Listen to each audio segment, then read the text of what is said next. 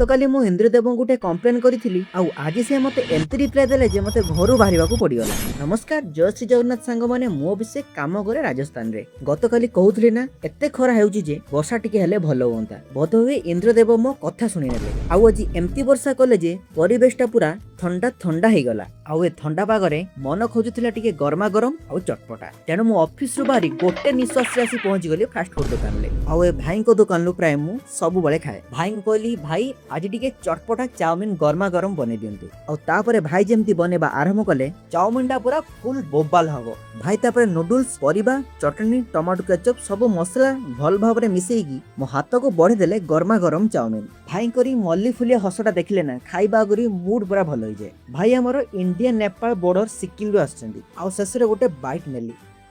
वाह भाई ए वर्षा दिन रे गरमा गरम चाउमिन लो मजा ही किछि अलगा। आउ शेषरे गोटे छोट कथा कहबी, बेले बेले आमे खुशी पई बहुत बड़ बड़ जिनिस खोजु, हेले गोटे वर्षा आउ गरमा गरम खाइबा आउ ता सहित गोटे हस एतिकिरे भी दिनटा बहुत सुंदर हो जाए। आ वीडियो भल लागिले लाइक सब्सक्राइब आउ कमेंट देबे।